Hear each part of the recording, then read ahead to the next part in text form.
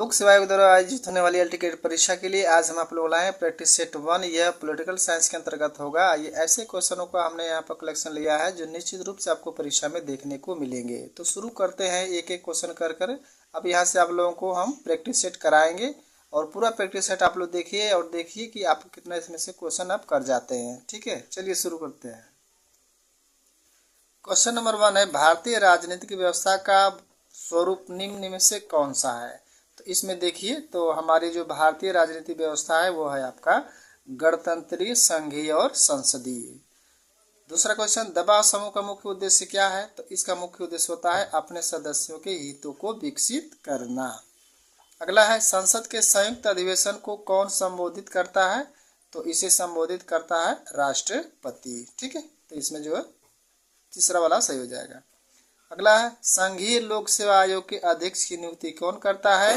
तो राष्ट्रपति करता है। अगला है, राज्य विधानसभा का चुनाव कराता है। तो राज्य विधानसभा का जो चुनाव कराता है वह मुख्य चुनाव अधिकारी कराता है। किसकी देखरेख में जिले में पुलिस बल शांति और व्यवस्था कायम रहता है। तो इसका होगा जिलाधीश होगा। ठीक है, जिसको डिस्ट्रिक्ट मजिस्ट्रेट कहा जाता है। मुख्य लेखाधिकारी इनमें से किसके आय व्यय की जांच नहीं करते हैं। तो किसके नहीं करते हैं। तो नगर निगम की जांच उसके अंतर्गत नहीं आता है। निम्न में से कौन नौकरशाही की विशेषता नहीं है। तो नौकरशाही की विशेषता नहीं पूछा गया, ध्यान दीजिएगा, यहाँ पर पूछा गया कि नहीं है। ठीक है, तो अस्थायित्व, तटस्थ, गोपनीयता, तो इसमें जो अक्षमता है यह नहीं होता। ये वेरी वेरी इंपॉर्टेंट है, कई बार क्वेश्चन जो है ये पूछा गया है। ठीक है, उदारवाद किसका हित आता है। तो उदारवाद के जो जनक थे जॉन लॉक, और उदारवाद का हित चाहता है किसका। तो धनवानों का हित चाहता है। ठीक है, नेक्स्ट क्वेश्चन देखते हैं। ये आप लोगों को प्रैक्टिस सेट के अंतर्गत ऐसे क्वेश्चन है जहाँ पर देखेंगे तो क्वेश्चन आपको निश्चित रूप से परीक्षा में देखने को आएंगे। तो इसको पूरा आप लोग देखिएगा।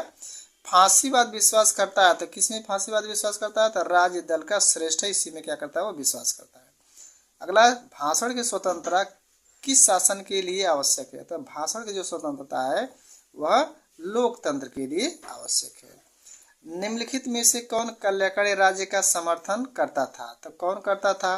लेनिन है, बेंथम है, जेएस मिल है। तो इसमें दिया है आपका सही हो जाएगा जवाहरलाल नेहरू। अगला है, भारतीय संविधान के अनुसार संसद की बैठक एक साल में कम से कम कितनी बार बुलाना चाहिए। तो कम से कम जो है भारतीय संविधान के अनुसार संसद की बैठक जो है एक साल में कम से कम 2 बार बुलानी चाहिए। अगला है, निम्न में कौन सी दल पद्धति लोकतंत्र के स्थायित्व के लिए सबसे उपयुक्त है। तो सबसे उपयुक्त कौन सी है। तो वह है आपका ऑप्शन 4 द्विदलीय। नागरिक शास्त्र के अध्ययन का मुख्य उद्देश्य या मुख्य विषय क्या है। तो नागरिक शास्त्र के अध्ययन का मुख्य विषय क्या है। तो यह राज्य होता है। भारत में पंचायती राज व्यवस्था को द्विस्तरीय बनाने का सुझाव किसने दिया था। तो द्विस्तरीय का सुझाव दिया था अशोक मेहता समिति ने। और त्रिस्तरीय का सुझाव किसने दिया था। तो बलवंतराय मेहता समिति। इसी पर पंचायत का गठन हुआ है।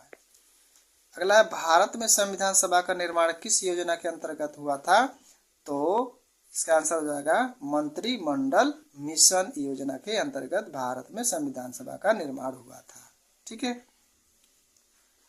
अगला क्वेश्चन है, राजनीति शास्त्र के पिता किसे माना जाता है। तो राजनीति शास्त्र के पिता जो है वो अरस्तु को माना जाता है। निम्न में से कौन सा राज्य नहीं है।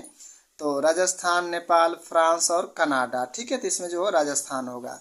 राज्य नहीं है मतलब कि यहाँ राजस्थान है तो इसके पास संप्रभुता नहीं है। तो संप्रभुता जिसके पास होता है उसे ही हम राज्य कहते हैं। तो नेपाल, फ्रांस, कनाडा है, ये देश है। ठीक है, इसकी संप्रभुता है लेकिन राज्य की संप्रभुता नहीं होती है। राज्य कहे जाने के लिए अति आवश्यक क्या है। तो राज्य कहने जाने के अति आवश्यक तत्व क्या है। भूभाग, जनता, राष्ट्रीयता, सर्वोच्च सत्ता है। तो राज्य हम उसे कहेंगे जिसके पास संप्रभुता होगी यानी सर्वोच्च सत्ता होगी। राज्य की उत्पत्ति का सबसे सही सिद्धांत कौन सा है। तो राज्य का सबसे सही सिद्धांत दिया है ऑप्शन 4 में है विकासवादी सिद्धांत। ठीक है, लोकप्रिय संप्रभुता किसमें निहित होती है। तो लोकप्रिय संप्रभुता जो है वो जनता में निहित होती है। बहुत इंपॉर्टेंट क्वेश्चन है, निश्चित रूप से परीक्षा में आपको पूछे जाएंगे। तो इसको आप लोग पूरा देखिएगा और इस पर डे आप लोगों को प्रैक्टिस यहाँ से भेजे जाएंगे। कौन सा सिद्धांत एकत्ववादी संप्रभुता का विरोधी है। तो कौन सा होगा इसमें जगह बहुलवाद हो जाएगा। लेवियाथन का लेखक कौन है। तो लेवियाथन का लेखक है हाफ्स महोदय जो लेवियाथन लिखे हैं।